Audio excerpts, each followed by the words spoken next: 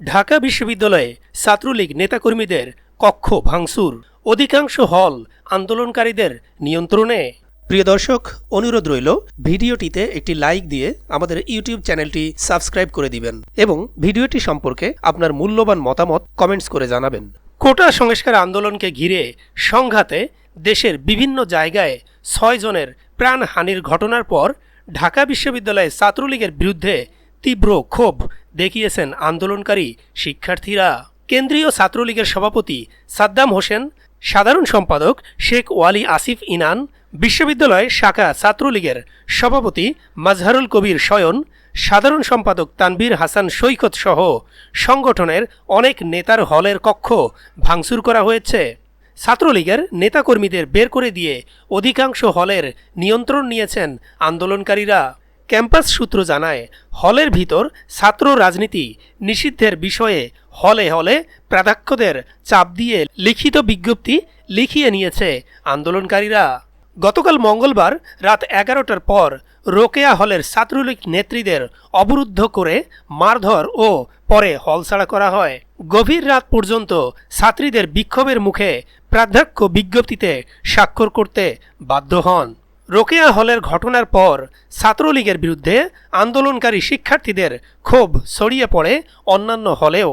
রাতের মধ্যেই ছাত্রীদের অন্য ৪টি হলে শামসুন নাহার হল, বঙ্গমাতা শেখ ফজিলাতুন্নেসা মুজিব হল, কবি সুফিয়া কামাল হল ও বাংলাদেশ কুয়েত মৈত্রী হলে ছাত্রীরা বের হয়ে এসে প্রাধ্যক্ষের কাছ থেকে ছাত্র রাজনীতি নিষিদ্ধের বিষয়ে বিজ্ঞপ্তিতে স্বাক্ষর নেন।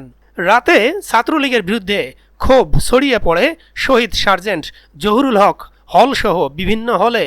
জহুরুল হক হলে ছাত্রলীগকে বের করে দিয়ে ফটকের ভিতর বিক্ষোভ করেন শিক্ষার্থীরা। পরে শিক্ষার্থীরা প্রাধ্যক্ষের কাছ থেকে ছাত্র রাজনীতি নিষিদ্ধের বিষয়ে স্বাক্ষর নেন। ডক্টর মোহাম্মদ শহীদুল্লাহ হল, ফজলুল হক মুসলিম হল ও অমর ২১ হলেও ছাত্র রাজনীতি নিষিদ্ধ করার বিষয়ে স্বাক্ষর নেওয়া হয়েছে। তবে এই ৩ হলে গত সোমবার বিকেল থেকে ছাত্রলীগকে ঢুকতে দিচ্ছেন না আন্দোলনকারী শিক্ষার্থীরা। দুদিন আগে এসব হলে ছাত্রলীগ নেতার কক্ষ ভাঙচুর করা হয়।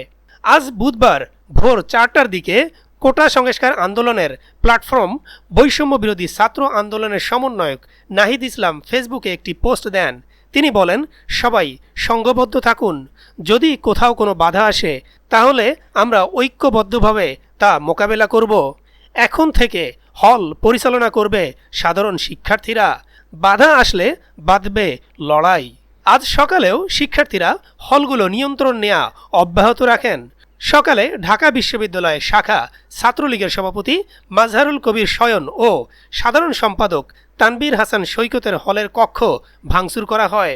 পরে তানভীর হাসানের হল কবি জসিমউদ্দিন হল থেকে ছাত্রলীগকে বের করে দেন আন্দোলনকারীরা। সকাল 10টার দিকে ছাত্রলীগ নেতা মাজহারুল কবিরের হল মাস্টারদা সূর্য সেন হলের নিয়ন্ত্রণ নিতে হল শাখা ছাত্রলীগের নেতাদের ভিসি চত্বরের দিকে ধাওয়া দেন আন্দোলনকারীরা। স্যার এএফ রহমান হলে কেন্দ্রীয় ছাত্রলীগের সভাপতি সাদ্দাম হোসেন ও বিজয় ৭১ হলে সাধারণ সম্পাদক শেখ ওয়ালি আসিফ ইনানের কক্ষ আজ ভাঙচুর করেছে আন্দোলনকারীরা। তারা স্যার এএফ রহমান হলের নিয়ন্ত্রণ নিয়েছেন। মুক্তিযোদ্ধা জিয়াউর রহমান হল, জাতির জনক বঙ্গবন্ধু শেখ মুজিবুর রহমান হল ও হাজী মোহাম্মদ মুহসিন হল থেকেও ছাত্রলীগকে বের করে দিয়ে নিয়ন্ত্রণে নিয়েছেন আন্দোলনকারীরা।